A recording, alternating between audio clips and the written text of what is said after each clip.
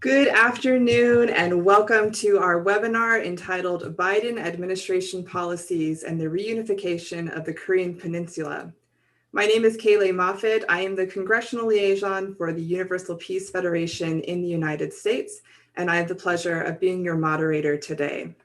This webinar is sponsored by the Universal Peace Federation and the Washington Times Foundation.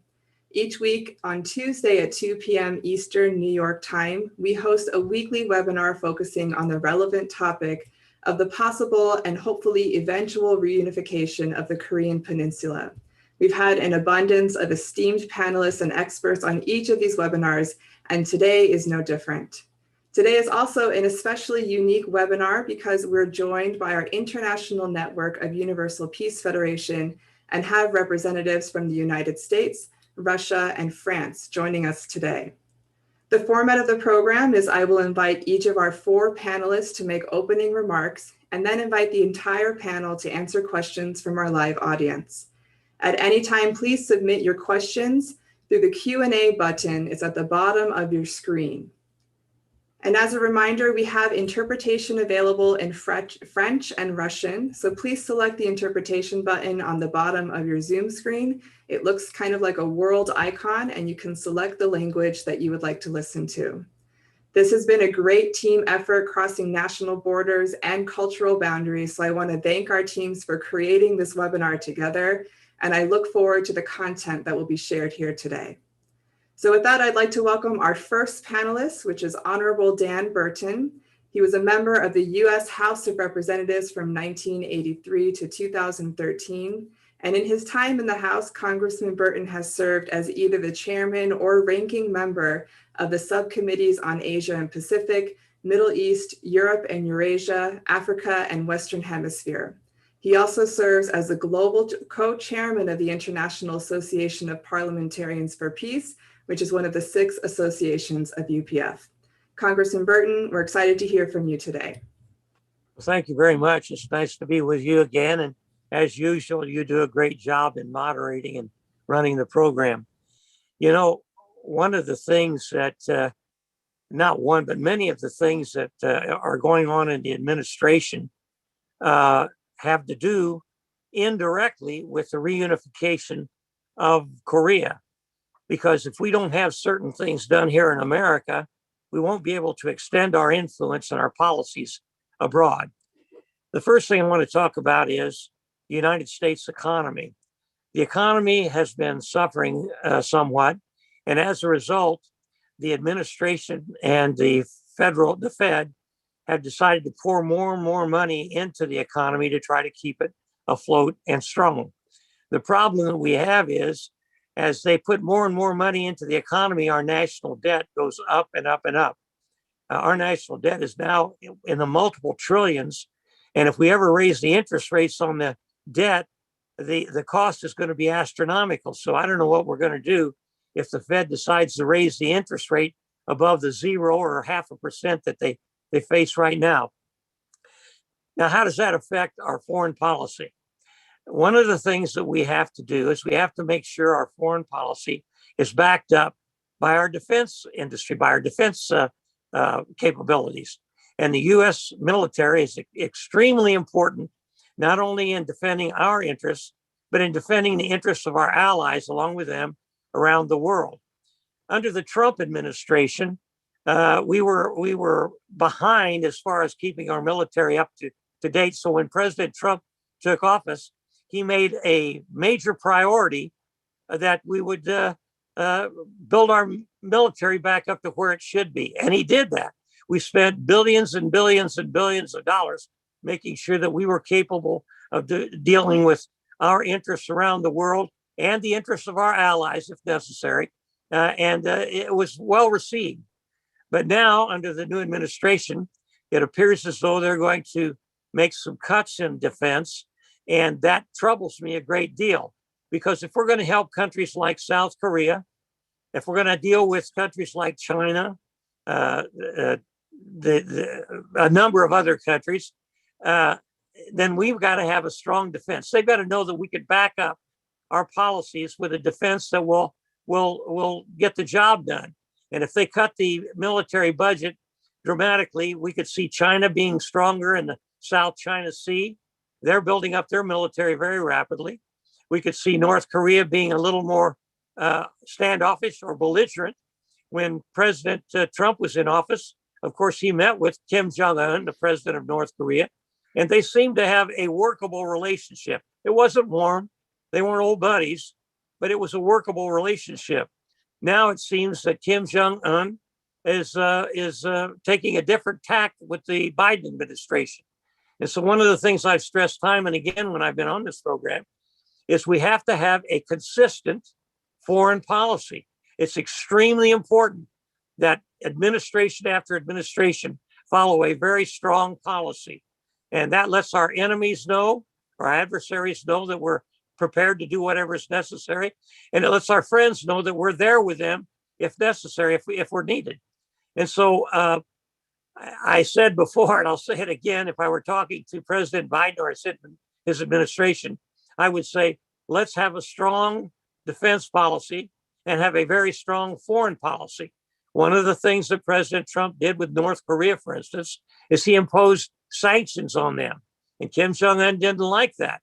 But at least we had some force to try to promote change that would lead to ultimately a reunification of North and South Korea. China, we put sanctions on them as far as trade was concerned. And our trade imbalance started getting better.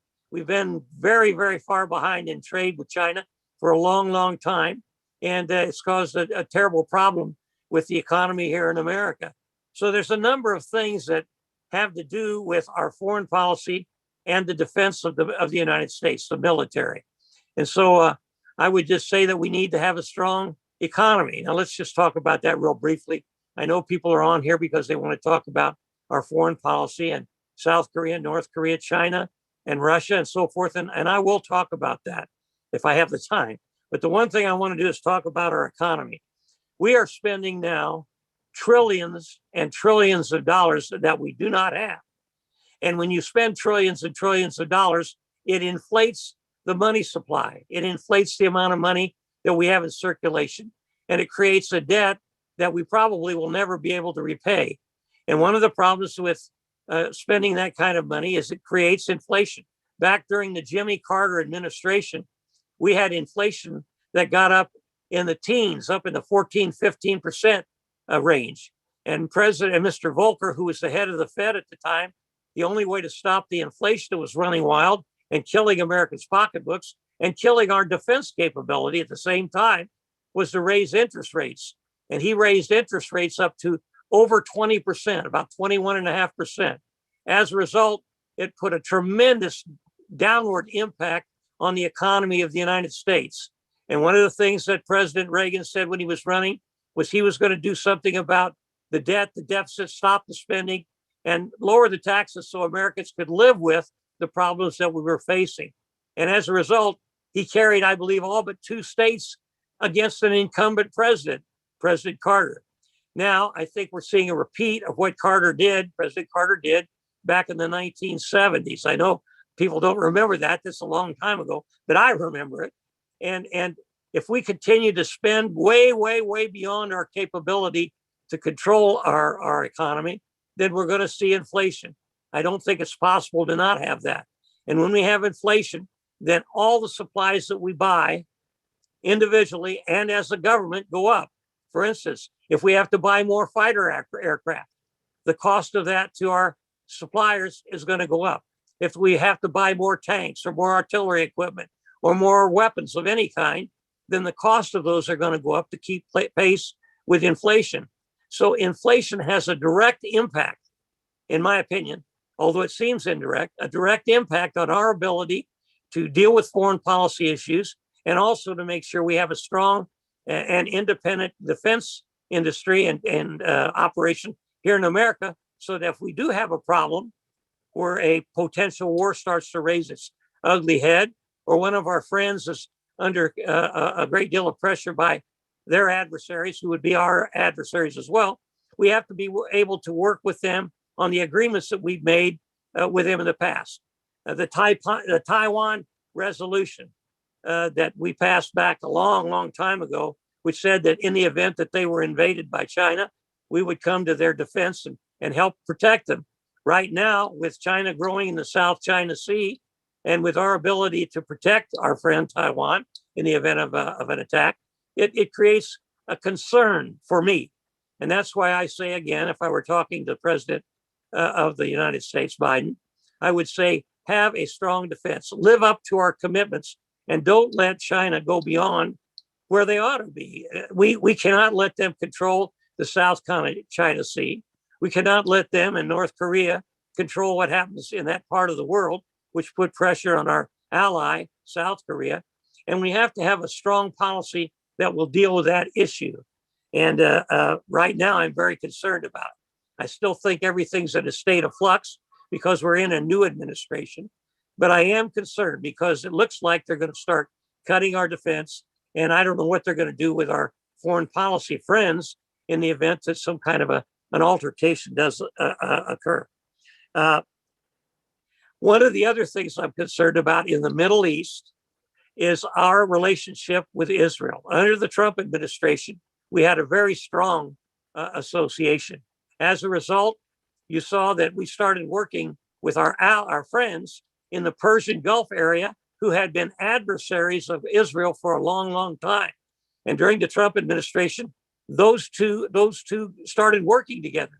The Persian Gulf countries and Israel, they now have trade agreements. Other countries over there started working with Israel. And that was a sign that we were going to be very, very strong in dealing with that region. And our friends and allies realized that. Now we have Hamas launching rockets into Israel. And there's some people in the administration who are taking the side of Hamas, who are launching those strikes. And Israel is not starting that altercation. It's Hamas. And so we have to be strong in our defense and friendship with Israel and let Hamas know that they're not going to be successful in defeating and destroying Israel by doing what they're doing right now, because we will, if necessary, support our friend Israel. Now, dealing with Russia. Russia is a thing that is of great concern to me right now because we're now in the computer age, in the internet age. And we have seen severe hacking from people in Russia that have caused disruptions in our oil industry and in food industry as well. And we cannot tolerate that. Now, when President Carter met with Putin, I'm not sure what he discussed, but it should have been one of the top issues, saying that President Putin in Russia should put messages out to those who would be hacking into the United States systems or any other systems in the world, that we're not going to tolerate that, and that we will take steps, not a war, but we will take steps to deal with that in a very strong way. And there's a lot of things we could do. We could do it economically. We could do it through the banking system. We could do it through a lot of different systems in the world. And President Putin needs to know that if this hacking continues and endangers the United States, then we're going to do something seriously about it. Now, another thing that concerns me is the electric grid here in the United States. If this hacking takes place from Russia, China, or any place else in the world, it could conceivably upset our electrical grid system. And if that ever happens, it could have tremendous economic impacts on the entire country, the entire United States of America. So we have to nip this in the bud. We have to let those hackers know, who are paid off. I mean, some of them got millions of dollars to lift their hacking and their control. So we can't allow that to happen. President Putin needs to put his foot down. I believe with his intelligence agencies, he can find out who's doing it, if not the government itself, and stop that. And China, they have to be informed as well that we're not going to stand for that hacking by them or North Korea or anybody else. It's extremely important. What we're looking at, if that continues, is an internet war. And that's something that this world cannot control or contain or tolerate.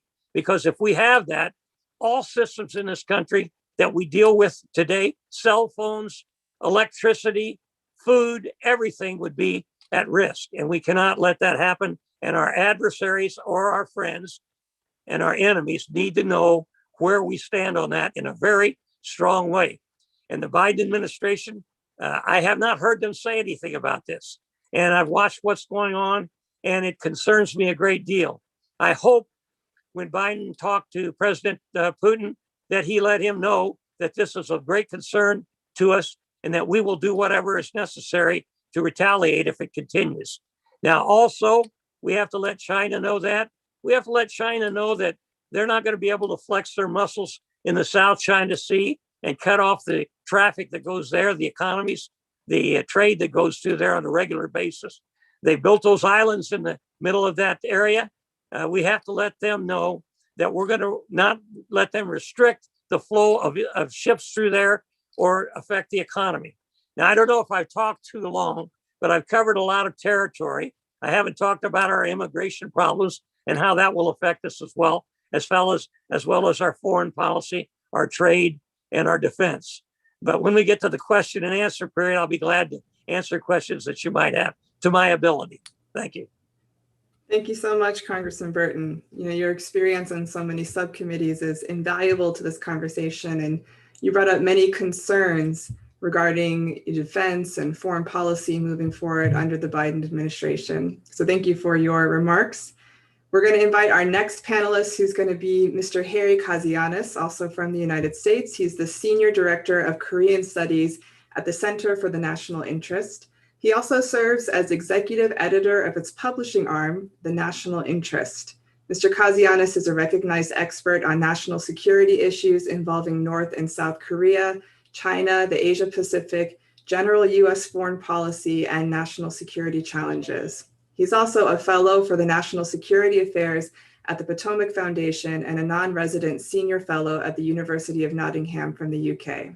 So welcome, Mr. Kazianis. We're excited to hear from you.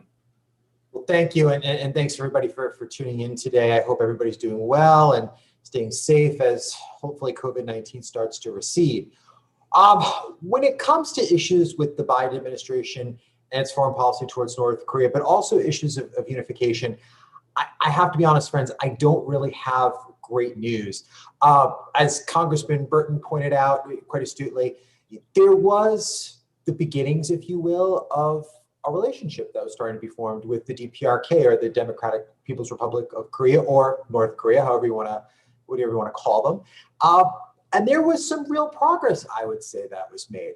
No, we didn't get the North Koreans to give up all of their nuclear weapons, or one nuclear weapon or a missile, but a start of a new security dynamic, I think, was being formed on the Korean Peninsula. Now, just like any new relationship, just like the United States forming a new relationship with China in the 1970s, or countless other new changes in foreign policy when it comes to the United States, these things take time. They take years. Sometimes they can even take decades. But that start was sort of there. Well, when President Trump lost the re-election, that sort of went on the back foot when it came to the Biden administration, but also because of COVID-19. I think you really have to point to COVID-19 and the United States and North Korea really looking away from each other, because to be frank, friends, that was the most pressing issues for both countries. So I want to talk today about Biden's approach towards North Korea, or lack thereof an approach, and then to shift gears a little bit towards reunification, and just to offer maybe some general comments of what that looks like, what the challenges would be, so on and so forth. So first, when it comes to Biden's overall approach to Pyongyang, well, that approach is really based on where in the order of priorities North Korea fits for the Biden administration. And I have to be honest with you, North Korea does not rank very highly for the Biden administration. Even though in a press conference a few months back, Joe Biden said it was his #1 national security priority. That's not true. It is definitely not. If you look at the priorities of this administration, and I think, quite realistically, I think there's some truth in this, it's obviously COVID-19 and COVID-19 related mitigation efforts, vaccination, finding treatments for COVID-19, figuring out what we're going to do with this new Delta variant that's spreading through Israel and the UK, coming out of India, what our strategy is going to be in the fall if we could have more potential breakouts. So obviously all things related to public health, COVID-19, that is first and foremost for this administration, domestically or for foreign policy. I think after that, as Congressman Burton was talking about a little bit, is the economy, economic recovery. And we can debate that and have multiple webinars on what to do about that. but the Biden administration has pushed through a number of different stimulus packages. We're spending trillions and trillions of dollars to try and bring the economy back up. Again, we can debate that from the progressive, the conservative side, but that is what the Biden administration is doing. So those are the first two things.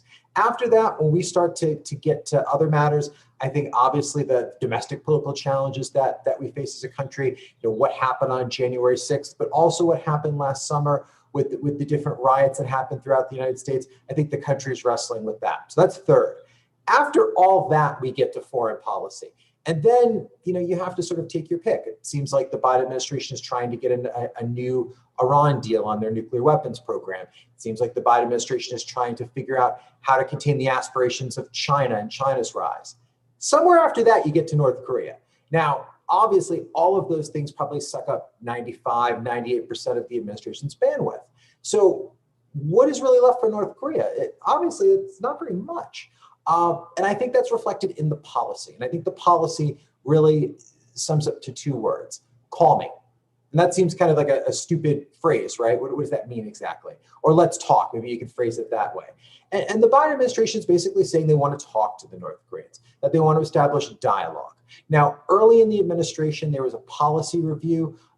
Wasn't rolled out very neatly, not very easy to understand. It was basically Press Secretary Jen Psaki handing out some different press statements and sort of overviews of what the policy is, but it's a very straightforward policy. They're going to leave all of the Trump administration and Obama administration sanctions in place. They would like to talk to the North Koreans and see, what sort of interim deal could be established. So it's a very, very basic policy. And I think the reason why that is, why there's not a lot of nuance, not a lot of detail, is because I think they understand that they have so many other different things on their plate that North Korea just doesn't really get that high of a ranking. And I think that's, I think that's really unfortunate, being somebody who watches the Korean Peninsula as my life, as my day-to-day job.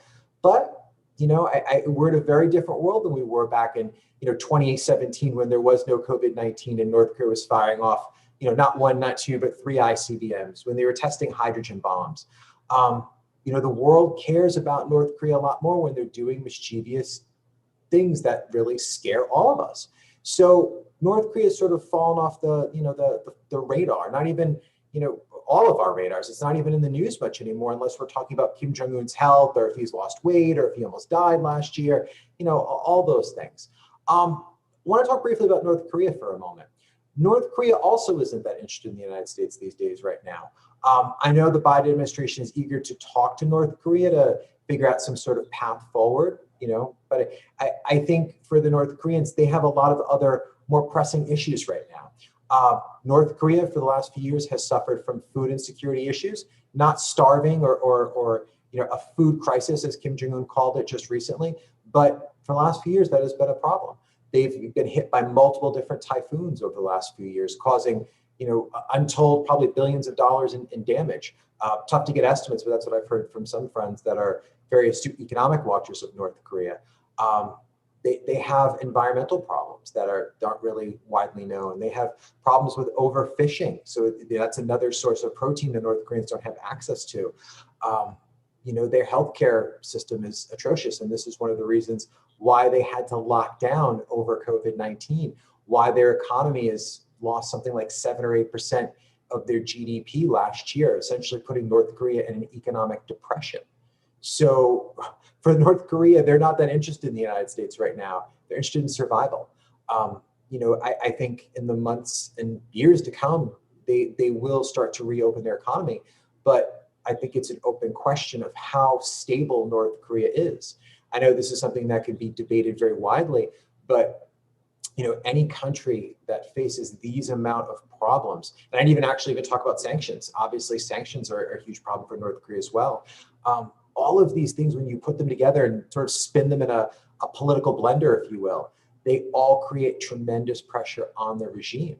And it also, I'm sure, creates doubts in the 500,000 or 600,000, party elites in Pyongyang that actually do the day-to-day job of running that country, of whether, long-term this regime can survive.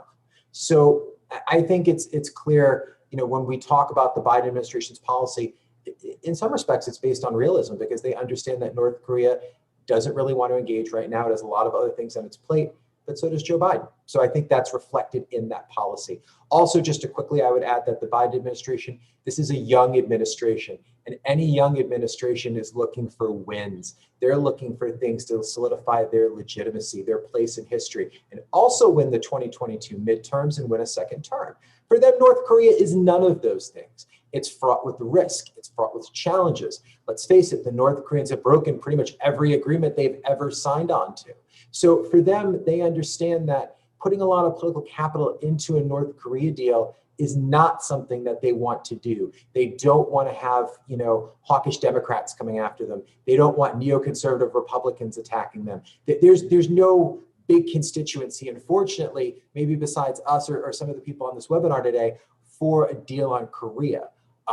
It's just not in the cards. It's not as sexy as infrastructure or whatever the political landscape fits today for major political wins. So I'll stop there when it comes to the Joe Biden administration on policies on North Korea. Let me just talk briefly about reunification, because this is a big topic. I do believe in my heart that the Korean peoples will reunite. I don't think it's going to happen today. I don't think it's going to happen tomorrow. I think it'll be an event that'll be very sudden. I think it'll happen more than likely due to the Kim family regime collapsing in some way. It's hard to tell what exactly that will be. I know this from studying North Korea for over a decade now. The Kim regime is not something that is reformable. A lot of people talk about the Kim regime, North Korea as it is today, as a system that could be updated. Maybe, economic reform can transform it into some sort of Chinese Communist Party type system, or maybe something like Vietnam. You hear that a lot all the time. I have to be honest, I do not think so.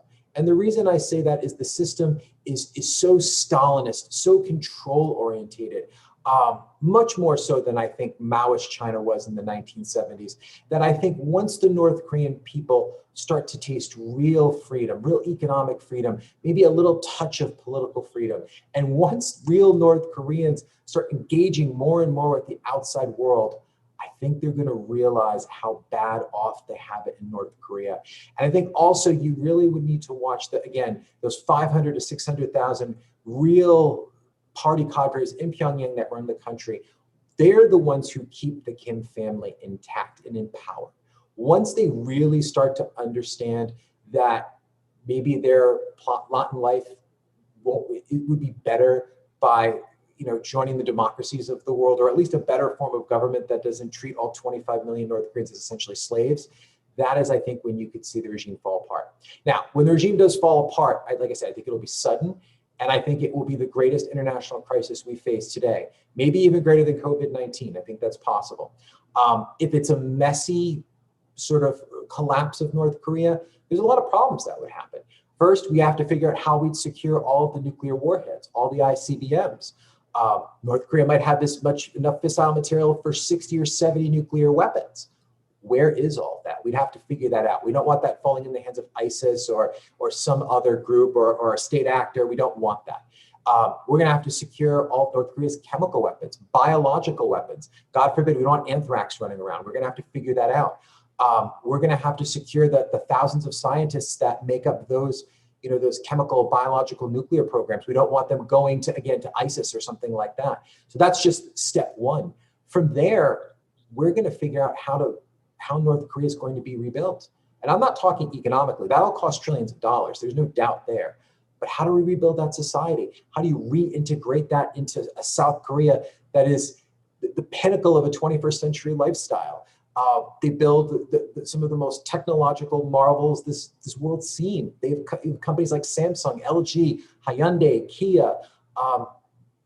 The average North Korean can't dream of those type of things. So the challenges of that reunification are going to be intense. I touched briefly on the economics of it. Like I said, it would cost trillions of dollars to rebuild North Korea. There's very little infrastructure. Most of the roads are dirt. Plumbing is a luxury. Food is a luxury in North Korea. If the regime collapsed, there's private markets in North Korea, and quite a bit of private markets to give food to the population, because the public food domain that the North Korean government used to give out a lot of food is broken down. but there would be food shortages. We would have to figure out how to ensure the nutritional daily needs of 25 million North Koreans. So that's just the tip of the iceberg. That could be a 3-hour lecture, but those are the challenges that we would face when it comes to bringing North Korea into the modern world. It would take decades. It would take trillions of dollars. I know there's going to be a lot of my conservative friends won't like this, but I'm sure the American taxpayer would probably pay some of that. It's probably in our interest to do so because we do not want to have a destabilized Korean Peninsula. I think that would be bad. We also don't want to see Chinese influence there. So I think for now, I just will close by saying this. North Korea or Korea in general may not be in the news right now, but I think if 2017 teaches us anything, is within 2 seconds, North Korea can be back in the news. And think of it this way. It was actually 4 years ago, coming up on July 4th, that North Korea tested its very first intercontinental ballistic missile, a missile that can hit the United States. So you never know when you turn on the news where North Korea is going to pop up. Thank you. Thank you, Mr. Kazianis. Some really interesting points there, especially about the possible reunification of the Korean Peninsula and what might cause that and what would be the effects of that worldwide. And, echoing the thoughts that at this time, the priority of the Biden administration is not on the Korean Peninsula and North Korea is not so interested. They've got their own things going on right now. So thank you for those very interesting comments and points. I'd like to welcome our next panelist, who is Dr. Bartholomew Cormont. He's the Senior Research Fellow at the Institute of International and Strategic Relations from France. His fields of studies cover political and strategic issues in Northeast Asia, China as a great power, the US foreign policy, nuclear issues, and new threats. He's also an assistant professor at the History Department at the Catholic University in Lille and the Associate Director, Security and Defense at the Raoul Dandurand Chair in Strategic and Diplomatic Studies in Montreal. Welcome, Dr. Cormont. The floor is yours. Thank you, Katie. Thank you very much for this invitation at the UPF United States. It's actually not the first time I'm given this opportunity to exchange with distinguished scholars through the UPF. So it's really a pleasure to be back and give you my thoughts about this Korean issue and the Biden administration and what it changes, basically. So let me give you maybe a European perspective based on the recent meetings between Joe Biden and European leaders, and also the limits or the problems that it will have to face when it comes to the Korean Peninsula. I was, of course, very interested by the recent tour that Joe Biden made to Europe, and also the visit he had with the Korean President Moon Jae-in and the Japanese Prime Minister Suga Yoshihide. When he encountered these leaders, these world leaders, we have somehow seen a new face of the United States, or at least pretendedly a new face of the United States, if I may. What I mean here is that we saw lots of smiles, good intentions, lots of promises when it comes to multilateralism, for instance. But at the end, we also saw the limits of this administration. And at the same time, we saw the different understandings that we may have when it comes to solving particular issues. So I won't mention here the various, if not multiple, disagreements that we do have between Europeans and Americans when it comes to NATO, when it comes to the Middle East, when it comes to Afghanistan, for instance. And let's focus on the Korean Peninsula in particular, which I believe is particularly interesting. Lots of promises and good intentions, as I've said. First, when it comes to this idea of denuclearization of the Korean Peninsula. Yes, it sounds great. And I do agree with this excellent prospect, and I believe we all do. But is it possible? Is it feasible? And is it something that we can reach within this administration and therefore within the next 4 years? Unfortunately, don't think so. I think it will be more than difficult, not only because of North Korea, but also because of other actors in the region, China in particular.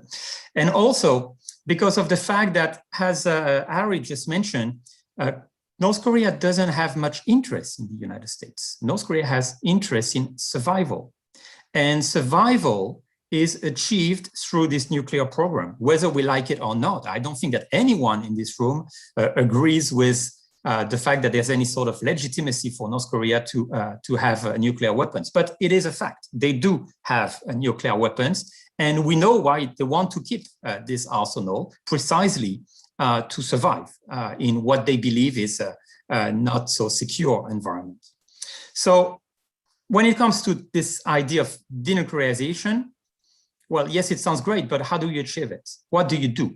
How do you make a deal with North Korea that will be acceptable for Pyongyang and that will be feasible in the near future? Unfortunately, we saw in the past many attempts under the Bush administration, under the Obama administration, and they all failed. They didn't manage to bring a comprehensive dialogue on the table based on denuclearization.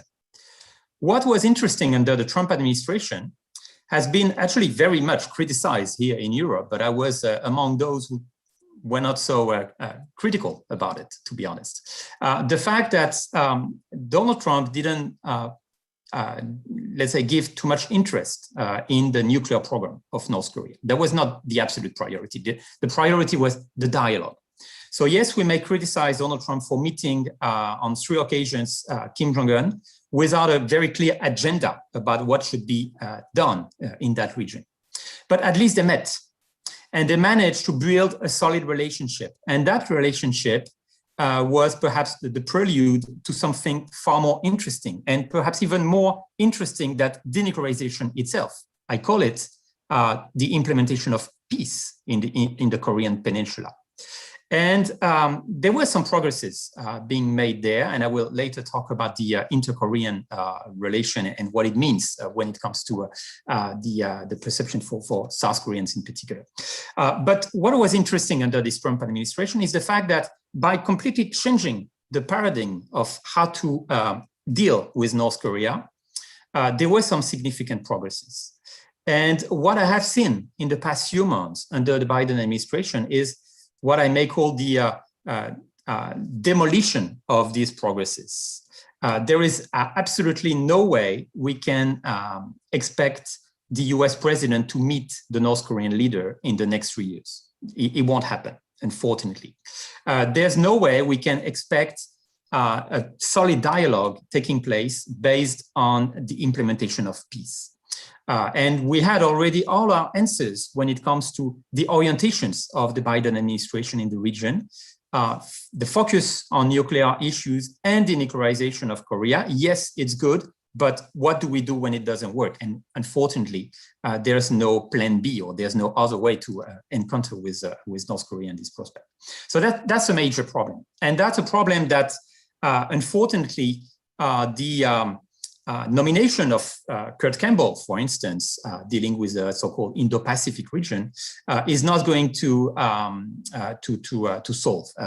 And I don't see Mr. Campbell being the person in charge of changing the nature of Washington-Pyongyang relation and dialogue over the next few years. So unfortunately, it's going to be very hard to deal with North Korea. It is always hard to deal with North Korea, to be honest. It has been hard over the past 3 decades at least. And it has been difficult not only for the United States, but also for China, for Russia, for Japan, and for South Korea, of course. But like I said, at least we saw something different. And there were some promises of the possibility to change the nature of this relationship. Unfortunately, this is all gone. We are back to the Obama years, so to speak, focus on denuclearization, and therefore no result to be expected. So that's the first problem I would like to identify. The second problem comes with China. Of course, one might say there's no big difference between the Republicans and the Democrats when it comes to how to deal with China, what we sometimes here in Europe refer to as the Chinese obsession in the United States, not only when it comes to domestic issues, but also foreign policy. Yes, we do have many concerns in other parts of the world, not only here in Europe, but also in Northeast Asia, as regards the development of China, its attitude in particular issues, maritime and territorial disputes in particular, but also the relationship with Taiwan, which is a growing concern in the region. And of course, we have also a common perception when it comes to let's say the double game played by Beijing when it comes to North Korea. Beijing is certainly not pleased to see North Korea proliferating and conducting new nuclear or ballistic trials. But at the same time, it doesn't do much to prevent it. And let's say that North Korea is very useful for China, as it is somehow something that can be used as a leverage against the United States, but also against Japan. So we cannot expect much from the Chinese in the Korean Peninsula, except trying to keep as long as possible the status quo. And I will actually come back to that when it comes to the reunification prospects. But behind this, and behind this common, let's say, approach or common understanding that we have about the role of China, we have to see the problem posed by what I call the extension of the conflict with China. Under the Trump administration, the US-China relation has been based mostly on trade issues, what we have called trade wars. Yes, it was harsh, yet it was conflictual, so to speak, but at least it made sense. It was understandable from an American perspective. It was also understandable from a Chinese perspective. And at the end, both parties managed to enter a dialogue. This dialogue was not completely and fully achieved, but at least there was a dialogue. I was a bit shocked when I saw Antony Blinken, the US Secretary of State, meeting with the Chinese Foreign Affairs Minister Wang Yi and the special envoy Yang Jiechi in Anchorage, Alaska, a couple of months ago, when he basically addressed all the, let's say, how to say, the disappointments or disagreements that the two countries have together. This is not diplomacy. It's not going to work this way. I mean, you cannot tell China now what they have to do. Otherwise, they will have to face consequences. The answer from a Chinese perspective will be simply, well, we don't care. We will look at some other partners, and we will look at some other ways of expanding our hegemon at the Asian level. And this is exactly what's happening. I mean, the level of trust in China when it comes to the Biden administration has nothing to do with the common understanding that we have observed through the Trump administration. So yes, Republicans and Democrats share some sort of Chinese obsession, whether it's relevant or not, I'm not here to judge, but they have a fundamental difference when it comes to how to address the China threat or the Chinese risk. And in this prospect, I believe, and I believe I do share the opinion of the two previous speakers, that we don't have to be very optimistic about the Biden administration foreign policy in that region when it comes to both the relation with North Korea and with China. A few words now about, because I see the time running fast, about the prospects for reunification. Unfortunately, I'm not as optimistic as Harry when it comes to the possibility for reunification. Yes, I do agree that if it does happen, it will be brutal. It will be because of a collapse of the regime in North Korea. But what are the chances for this collapse to happen?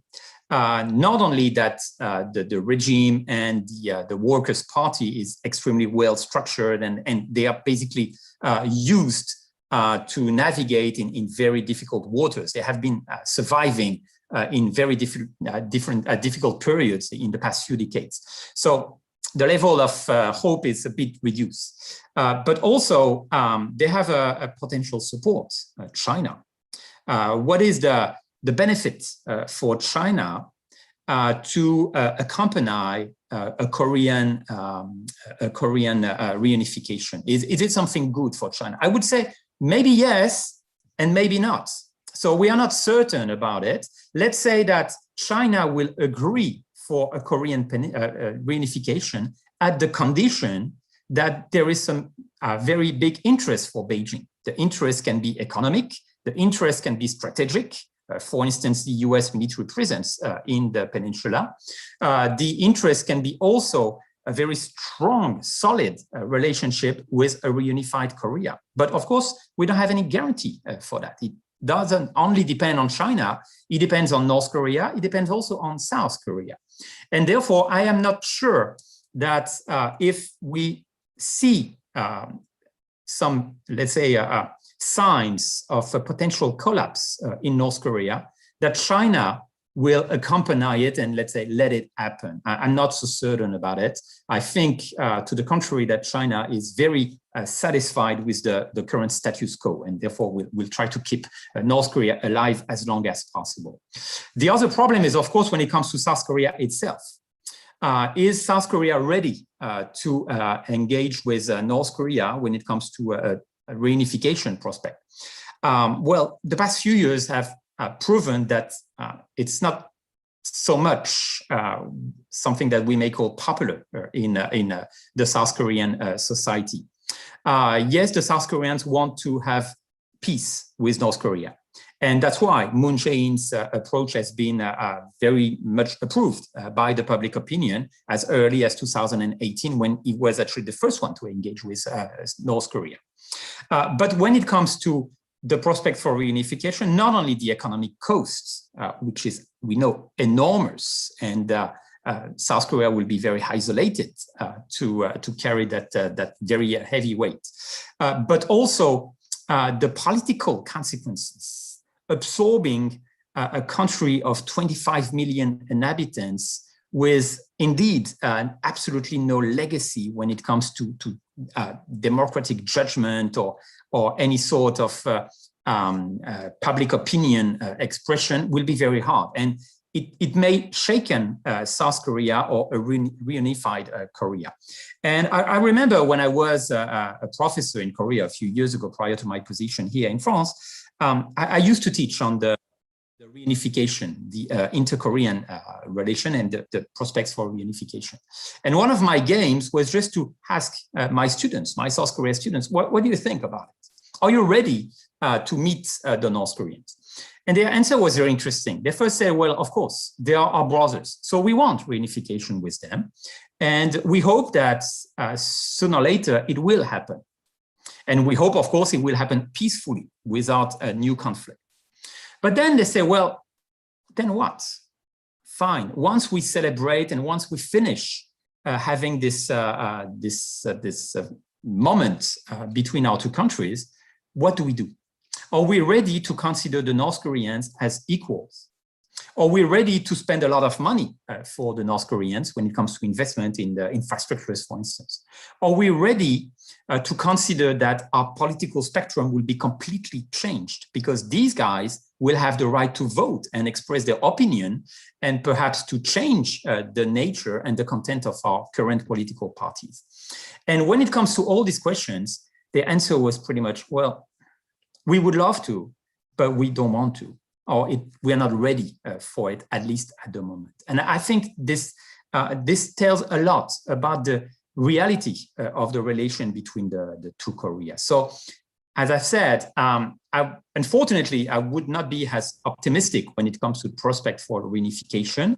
On the other side, I hope that even with the Biden administration, South Korea can continue on this very intense dialogue that has been implemented since 2018. Unfortunately, it's been slowed down by the pandemic, but with the prospect of the next presidential election in South Korea next year, I think it will be a very important question to the debate. Is the future of South Korea based on a stronger, solid, and peaceful dialogue with North Korea? Or to the contrary, are we going back to the posture of the Biden administration? And are we having some particular claims or expectations when it comes to the nuclear arsenal in North Korea? I think this will be a very important key of the future of the two countries. I will stop here because I think I overpassed time, and I'm sorry about it. And I will be glad to answer to some questions later. Thanks. Thank you, Dr. Cormont. There's definitely a lot to be said on this topic, as we can see from our panelists. And you brought up some interesting points here about the transition from Trump to Biden administrations and their approaches and their relationship to North Korea and China. And particularly, I was intrigued by you quoting the students, who are saying they're not quite ready. They want to unite, but they're not quite ready to deal with the realities of what that might look like on the Korean Peninsula. So thank you for all of that. Really great points. And now I'd like to welcome our final panelist, which is Dr. Alexander Vorontsov. He is currently the head of the Department for Korean and Mongolian Studies at the Institute of Oriental Studies of the Russia Academy of Sciences and the MGIMO University Associate Professor. He also holds a post as Russian Military Science Academy Professor, and he repeatedly takes part at the Track 1.5 and Track 2 conferences dealing with the security situation on the Korean Peninsula and East Asia. He's the first deputy chairman of the Society for Friendship and Cultural Relations between the Russian Federation and the DPRK. He's awarded with the Medal and the Order of the Second Degree Friendship of the DPRK. Dr. Vorontsov, the floor is yours. Thank you for so generous presentation of me. But first of all, I would like to express my deep gratitude to UPF for invitation at this great expert panel and great expert team. I'm really happy to be with you. And I enjoyed indeed, enjoyed a lot all presentations.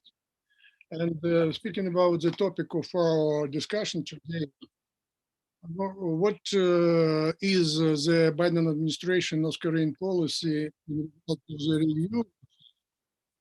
We know well. There is no need to repeat. Yes, there are some new novelties that denuclearization, not North Korea, but all not as a big deal, not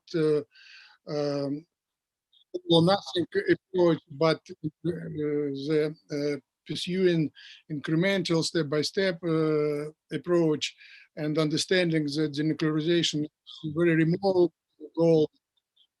It's all very good and correct, but is it enough? Is it enough to restart the dialogue between the United States and North Korea? To be brief, I would like to convey your my conversation with North Korea ambassador in Moscow. I meet him immediately after the Mr. Biden, Mr. Moon summit, and before Mr. Biden, Mr. Putin summit. And answering my question, Mr. Ambassador answered that until now, all signals which we received from Washington, I asked him, maybe we have some internal channel of communication. Maybe you know more than we about the new foreign policy of Biden administration. He said no. And what signal we have for today is only a symbolic gesture, no more. And he repeat, of course, reiterate the standard traditional statement that to be or not to be the new type of relation between the United States and North Korea totally depends on the US. If the US will be able to reject the hostile policy, it will be progress. If not, no, what Mr. Kim Jong-un told in recently, yes, in the third plan of the Committee of Labour Party, that we should be prepared for dialogue and for confrontation was no, it's tradition. But what Mr. Ambassador told interesting that of course we learn very carefully all signals, all signs from on the side. And from this point of view, we will look very attentively it was before Mr. Biden, Mr. Putin summit. How Biden-Putin summit will be conducted. We will learn it very carefully. Everything, not only agenda of the summit, but the modern spirit of the summit, the wording, the all details. And for us, for North Koreans, it would be some kind of test of Mr. Biden intention seriousness. How much new Biden administration is ready to deal with opponents, with opposite sides, with our criticizers. And we will derive the conclusion for ourselves from this Mr. Biden, Mr. Putin summit. And the question is, the both sides, of course, now, from my point, not only my point of view, many experts also express this assessment that also both sides is playing some kind of game. They're waiting for first step from another side, but at the same time, they are not ready to do the first step, practical step. But the practical step is extremely important to do or not to do the substantial dialogue. North Korea side continue to repeat that they already unilateral concession. They passed their part of the way. No, they remind that they unilaterally destroyed the nuclear test site, closed the missile side. They did something before Hanoi meeting. They expect some practical steps from American side. At the same time, the American side told, "Oh, we appointed Mr. Kim Song as a special envoy for North Korea. It's good jest to North Korea." Maybe it's good jest, but North Koreans are pointed that, look, Mr. Kim Song is a very, very experienced diplomat, deeply involved in Korean subject, but he continues to be the ambassador in Indonesia. It's half-party job for him, North Korea. Is it the approach of the Biden administration or not? It's question. And coming back for the unification, extremely important subject, and I enjoyed very much some observation which was made today in our discussion. No, first, to speak, to think, to hope, unification, it's elementary, very simple. As a first step, the inter-Korean communication, inter-Korean should be restarted. For today, there is no inter-Korean cooperation. This administration repeats that they tried a lot to restart it, but North Korea left it. But at the same time, also, they complain many times that the Trump administration stopped any attempt of Seoul to conduct some kind of practical, small practical steps in area of economic cooperation. Maximum pressure forever, its approach. No $1 should be reached North Korea. And all attempts to restart cooperation failed because of this approach. Will Biden administration will be able to change this approach, to allow South Korea administration to do something, to realize, as we know, North Korea disappointed strongly. We told to South Korean counterparts from here, we told a lot of excellent words, a lot of promises, a lot of smiles, everything, but no one practical deal. It's a problem, practical deal. And I think it's also very important, of course, for US-North Korea relation and North Korea-South Korea relations, practical deal. Will they appear or not?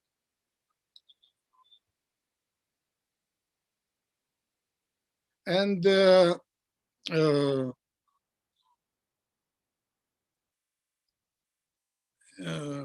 when we speak about the denuclearization, of course, it's very, very important. Nobody knows achievable or not goals. But what we can tell for today, that thanks to Trump, what was told today, administration efforts, some modest but practical progress was achieved. And we, Russia, also satisfied, more or less, but satisfied with the present situation on Korean Peninsula. It's relatively stable and calm situation. Both sides achieved some modus vivendi, yes? No nuclear long-range missile test on North Korean sides, no large-scale mutual American-South Korean drills in South Korea. And this modus vivendi continue to be for today. And of course, in spite of the fact that we, Russia and the United States, for example, have many contradictions, very strong contradictions, but on Korean Peninsula, we have overlapping interests. And the main interest is non-proliferation. Russia and China is also considerably interesting for military relations, non-nuclear on the Korean Peninsula. Achieved or not achieved this goal, it's a big question. But what is achievable? It's to preserve the present relatively calm situation, because it helps to keep North Korea from further tests of nuclear and long-range missiles technologies. And it's very important, because if they continue to improve these technologies, this process can become really irrevocable. And what we have now is some kind of so-called hold cap on further nuclear and long-range missiles technology development. It was discussed many times in our discussions. But today we have in practice that it exists. And it's important to try to continue this situation, at least. It's maybe modest, but very practical and achievable result.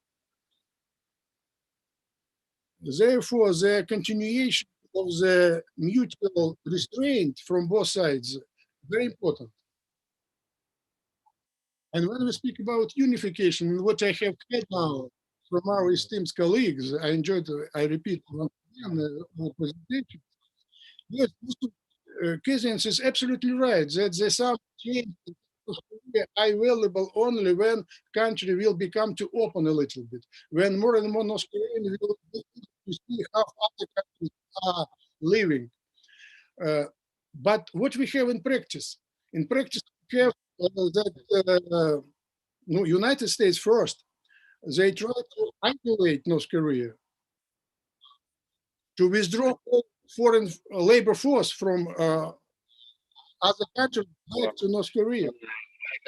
We argued many times the labor force of North Korea in Russia, for example, is a source of new knowledge for North Korea and have people lives in other countries. Not only, but they also the source of the primary market economy. Very simple formula. The husband is working in Russia or other countries, and sends his own money to his wife in North Korea. His wife opens some small business enterprises. And it was real sources of the marketization in North Korea. Which is now cut. And it's not good. And once again, demilitarization, but it's the beginning of the long way in this direction is possible only in situation when both sides are ready for mutual concession. Concession for North Korea is, of course, is softening of sanction regime. Is Biden administration ready for it? It's also a big question mark. But without it, there is no hope for the tangible and substantial dialogue resumptions. And we speak about unification and what excellent, of course, presentation of Mr. Kronberg about this South Korean students' feelings. And when I have hearing it, I remind once again that what I have in my mind, I also involved in Korean studies for maybe 4 decades. And only one practical way, only one practical program. You know very well, yes, here, that there were a lot of different programs of unification from North Korean side, South Korean side, some international. But what I have saw and could test in practical was Kim Dae-jun, Mr. Kim Dae-jun approach, his idea that two Koreas should coexist for a long time and cooperate in economic gradually, very gradually.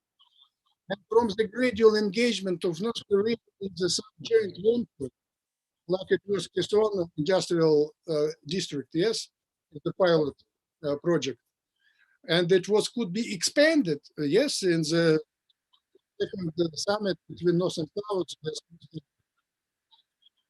in 2008, yes, it was signed a lot of agreement about the joint venture in Hwanghae, Namdo, Hwanghae, South Hwanghae province in North Korea, and Seoul metropolitan area.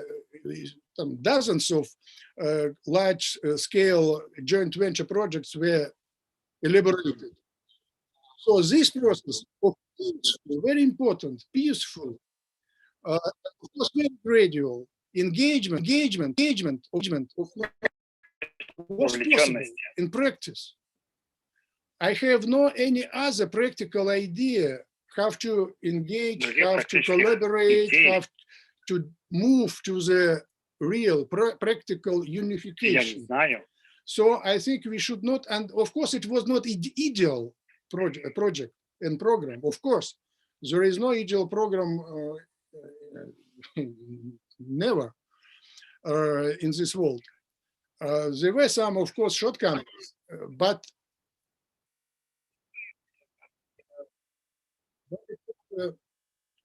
I think good idea which we should not underestimate and should not forget.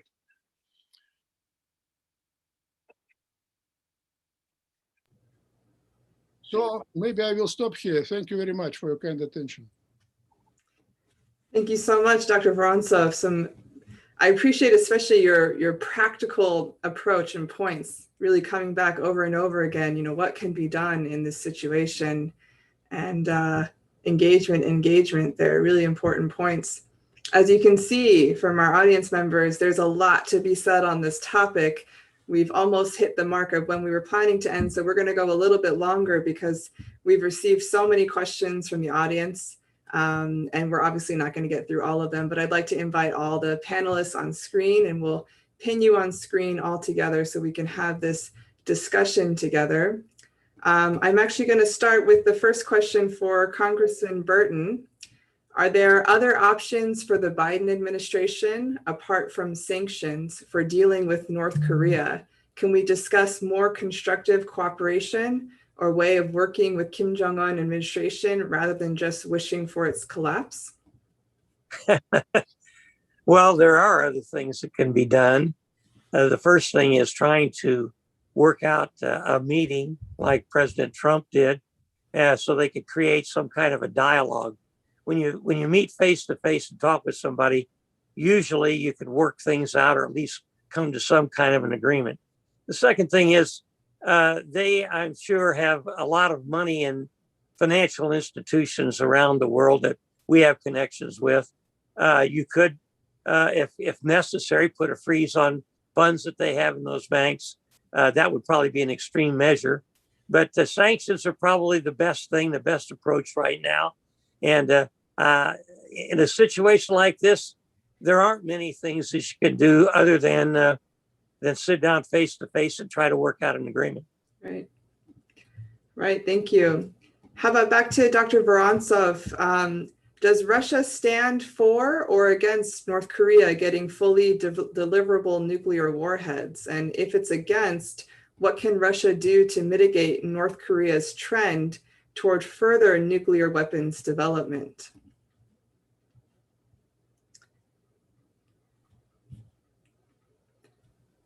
That was to you, Dr. Vorontsov.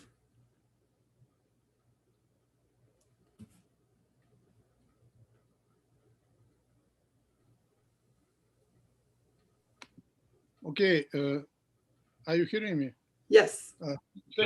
Yeah, very good question. Yeah, no, position of Russia is Russian strategic interest on Korean Peninsula is peace and stability first.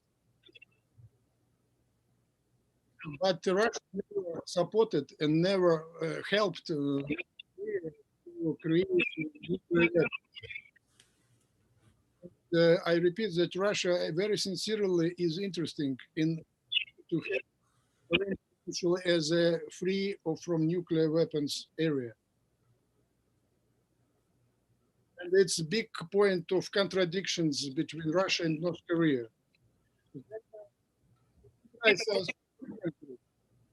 They ask us why you are criticized, why you are asked for our development of similar situation. You, Russia, is under American sanctions. We, North Korea, are also under American sanctions. We are increasing your defense capability. We are also need to increase our defense capability. And it's right. But why we criticize us, America, I'm sorry, North Korea, for what you are doing by yourself, Russia? One North Korean diplomat, for example, after the deployment of Iskander missiles in Kaliningrad area, in the discussion from this. I visited Russia a few times, but I never was in Kaliningrad area. I want to visit the area very, very much. By my own eyes, how Russia increases their defense capability in this area by deploying the missiles. They are creative. But our position is very adamant. We are one of the depository of the Non-Proliferation Treaty. And because it's very important, we sincerely very much interested in and continuation of global non-proliferation regime. And we also understand very well that nuclear weapons in North Korea is a real fact. But we are on position not to recognize the nuclear status of North Korea because we also understand that if the international community will recognize it's reality, it's very strong dialogue. To not recognize reality. The nuclear domino process will be difficult to stop. Therefore, Russia, of course, strong and in the same position in the United States with other Security Council permanent members, not to approve, not to permit the nuclear status and nuclear weapons in North Korea, but how to destroy, how to eliminate nuclear weapons in North Korea, it's very efficient. Only by diplomatic way. So, of course, I know that there are skeptics, of course, in all capitals, including Washington, about the possibility to terrorize North Korea, but diplomacy means dialogue is better. It's very right approach. So the resumption of dialogue, exchange of maybe appearance of some creative ideas, how to engage. It's only possible in the process of dialogue, in the process of therefore, supports diplomatic efforts to engage North Korea in this dialogue. But it's not easy, of course, especially in this COVID area, and they but COVID not forever. We should try. Right. Thank you. Yeah, thank you, Dr. Vorontsov. Dr. Cormont, was that you raising your hand to comment on this? Yes, absolutely. Actually, it was a comment on the first question addressed to Congressman Burton on the sanctions policy. I do agree with the fact that there's no real alternative to sanctions. And on top of that, the sanctions are very much legitimate considering the nature of the North Korean regimes and the pressure it makes on its own population. So yes, we do have to keep a very strong and comprehensive sanctions policy, which includes the participation of all, let's say, contributors, including China. So we have to make sure that China plays the game right, otherwise it's useless. The question, however, is what is it for? Why do we need the sanctions against Korea? If it is just aimed at sanctioning a regime because we don't like it, and no one likes the North Korean regime here, I assume, it won't work. It won't be efficient because this regime has learned how to survive even with very heavy sanctions. If the condition is a denuclearization, it won't work either. It actually failed in the past 2 decades.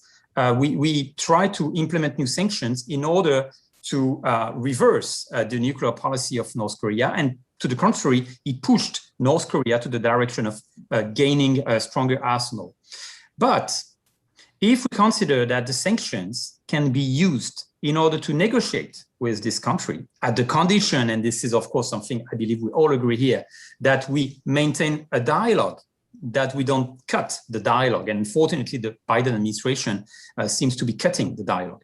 So if we want to keep the dialogue, we can use a sanction as a condition for an opening, a little bit like what we have observed. Unfortunately, it's history now, but in the case of Myanmar in the past few years, the conditionality for the opening of this country was the lifting of the sanctions, and it proved efficient, right? If you, of course, exclude the more recent news. So that's what I wanted to add there. Very interesting points. Thank you. How about Mr. Kazianis? Did you want to comment on either of the 2 questions regarding the Biden administration or Russia, what we can do to work in this area? Maybe just a general observation. This is something I've talked about in other UPF forums. Here in the United States, I think that the North Korea issue has sort of been poisoned by the fact of nuclear weapons. We hear about a country like North Korea having nuclear weapons, and at least here in the United States, when you go back to 2017, people here were just shocked. There was a narrative I hear that I think people forgot that North Korea had been testing nuclear weapons for quite a few years. They had been slowly building up this capability. I think if you really want to have some sort of transformative relationship with North Korea, and I think you really have to change what your goal is. And I think for me, I'll never accept North Korea as a nuclear weapon state, but I think we do have to accept that they have nuclear weapons. It doesn't mean you accept that, but it means that you acknowledge reality. And I think if we start to acknowledge that reality, even though if we don't like that reality, I think you can start to figure out what a reasonable posture towards North Korea would be. And I think some of the panelists have sort of talked about this a little bit, and that's creating the foundations of a peace regime on the Korean Peninsula, which is something the Moon Jae-in government has talked about. The Trump administration, I think, started maybe coming around to a little bit, but I don't think really fully conceptualized. And I think if you really want to create the conditions where you're not going to have a second Korean War where millions of people would die, where you're not going to have a North Korean regime collapse in that sort of conflict and have all sorts of nasty problems like loose nuclear weapons and those type of things, I think you have to do a few things. And I'll just say this very quickly. I think you need to have a formal declaration ending the Korean War. I think that gives the North Koreans a huge incentive to want to talk to us more, because Kim Jong-un, at the conclusion of that signing, would be able to go back to Pyongyang, look at those hundreds of thousands of party cadres and say, I've done something that my grandfather Kim Il-sung never did, that my father Kim Jong-il never did, and that is the Americans are no longer our enemies. And I think for them, that would be a transformative moment where they would be able to deal some of their nuclear arsenal away. Not all of it, but some of it. And again, just talking quickly about changing our goalposts a little bit, changing our vision of what a relationship with North Korea look like. I think the most important thing that we need to do, ladies and gentlemen, is make damn well sure that the North Koreans aren't so desperate because of sanctions, because of starvation, because of the sanctions they've essentially put on themselves because of COVID-19, that they don't start selling their nuclear technology, especially towards Iran, who they have a very close relationship with and have shared a lot of missile technology, but also sharing nuclear technology. We do not want to get into a situation where it's like the early 1990s, where Soviet scientists are desperate for food and for money, that they start selling that technology. I mean, the North Koreans have ICBM technology. We can debate if that's workable or not, but I think the most important thing right now is to contain the North Korean problem.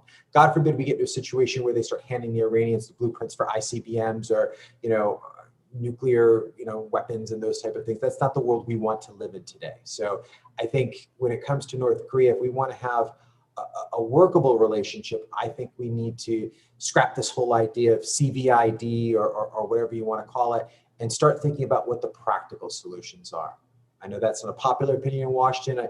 Being a conservative, I don't get a lot of points with my conservative friends on that, but I think especially if you want to contain China, which I think is the bigger threat, I think you have to have a more reasonable policy on North Korea. I know that's not probably political reality right now, but I think that's where we're headed. Those are some excellent points, Mr. Katsianis. Thank you. And I get the sense that this panel could go on for another hour, but we're going to try to honor our time here. And I want to invite each of you to make your closing comments just based on this really interesting presentation and discussion that needs to continue, but continue at another time. Congressman Burton, I'm going to come to you. Would you like to share your closing remarks at this time? Yes, I'll be very brief. One of the debates I had during the Reagan administration was a debate with Tom Downey of New York and the future vice president of the United States. And that debate was about the Strategic Defense Initiative. And the Strategic Defense Initiative was called Star Wars, where you would shoot down an incoming missile before it reached its target. And I think that with the scientific knowledge that we have in the world today, especially in the United States, we ought to pursue what President Reagan was working on, a strategic defense initiative, which would make nuclear weapons and the missiles that they would fire at any target obsolete, because you could destroy them before they reach their target. And if you can't reach their target, then they make them obsolete. So that's one of the things we didn't talk about. Nobody's talked about it. But I think the Strategic Defense Initiative needs to be looked at one more time, because so many people are getting these nuclear weapons. Thank you. Thank you, Congressman Burton. How about Dr. Cormont? Well, thank you. A completely different conclusion, perhaps on my side, based on the experience I have shared with you earlier on when it comes to the 3 years I spent in South Korea and this class I had with South Korean students. Very interestingly, the city where I used to live is called Chuncheon. It's east of Seoul, and it's located on the 38th parallel. So it is basically the initial border between the two Koreas prior to the Korean War. So it's a very interesting place to see how you interact with the other side and how you try to understand. And when the dean of my department asked me the first year to give this class on inter-Korean relations, I look at him and say, well, I don't get it. I'm the only foreign professor in the department. They are great Korean professors, very distinguished ones. So why do you ask me to give a class on a topic which is pretty much a domestic issue for you Koreans? And I think his answer was excellent. He said, well, we know what we Koreans think about it. And we know what sort of discourse a Korean professor will use when it comes to this interaction with students. But we are very interested in having a different perspective, in having a different approach, something more neutral, so to speak, something that will, let's say, freshen up a little bit our vision of the whole problem.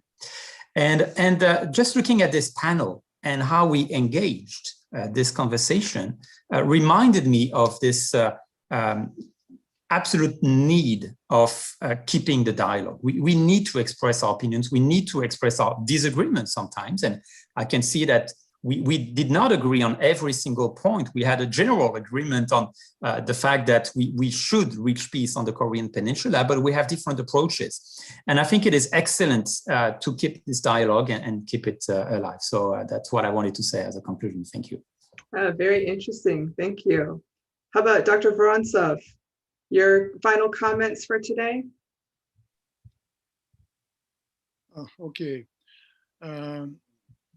Yes, our main topic is future Korea unification process. and we mentioned many difficulties that two Koreas are becoming too different. There is a lack of communication between them, lack of inclusion in South Korea also in some amount. Hormone emphasized very strongly and convincingly. Many people argue that the divergent development of two countries leads to creation of two different nations. There are such kind of consideration and conclusions, but I have some hope and one also practical example. I also was visiting professor in South Korea, University of Foreign Studies. And being the professor, I met by chance on the street the young student from Russia. And we told each other, and he happened to be from the same university in Moscow, which I graduated from, Oriental Studies. And he was sent to South Korea after the first course, very young, in Korean Studies. And I asked him in Korea. And when I hearing him, I was shocked because his impression in South Korea, it was in 2000. And my impression in North Korea, when I was student in North Korea, it was 20 years before, where in 19th century, the same. I was shocked. And I asked,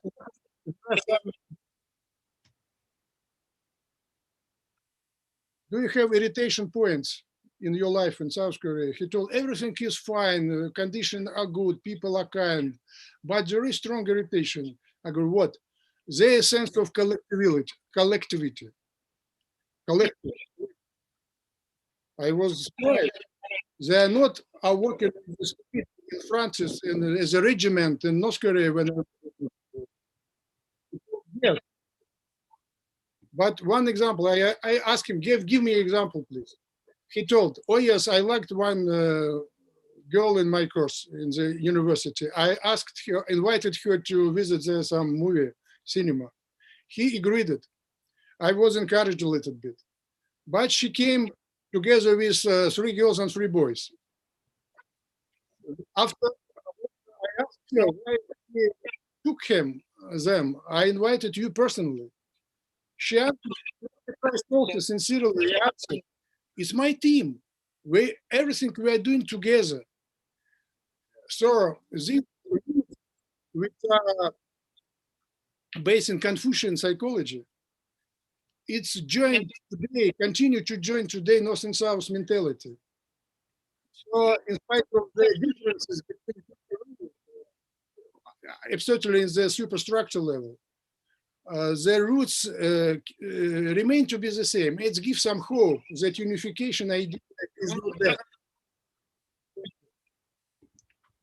Yeah, very interesting point. Thank you. That there could be more in common if we look at it from a different vantage point. Thank you, Dr. Vorontsov. And Mr. Kazianis, we will give you the final comments here for today's panel.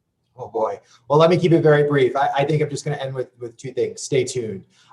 North Korea is not going away. Issues of unification are not going away. As COVID-19 recedes, hopefully we won't have any problems with this Delta variant that's taking hold in Israel and the UK. If we really are at the end of this, we will start to get back to more conversations and really starting to think about these big foreign policy problems like North Korea. And really, there's 2 things when it comes to North Korea. The DPRK right now is suffering from challenges combined that it hasn't really had to think about since the 1990s. Like I was saying, problems with famine, hit by massive typhoons multiple times, last year. Environmental issues, problems with the regime, stability issues, all these things, you never know, just like the Soviet Union, when the Soviet Union collapsed, how long or how stable these regimes are. So I'm not predicting collapse, but I'm predicting problems ahead. I think that's for sure. If North Korea does sort of keep pressing on like it has been for many decades, the North Koreans, as they come out of COVID-19, as they open the country up, as they start to feel a little bit more economically secure, they have a lot of weapons they might want to test in the next couple of months and years to come. And just because they haven't done so recently or in the last few years doesn't mean they aren't going to. It seems like every couple of months we get a scare of, is Kim going to test this? Is Kim going to test that?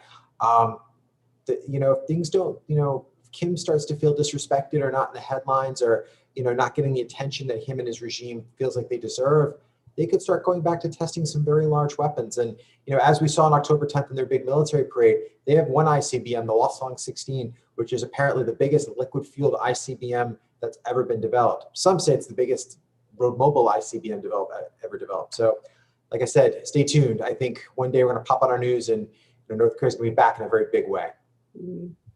Great, thank you. Gentlemen, it's been an excellent panel and an honor to spend the last hour and a half with you. Thank you for extending the time. Thank you to our audience, and we look forward to seeing you all at another opportunity to continue this discussion.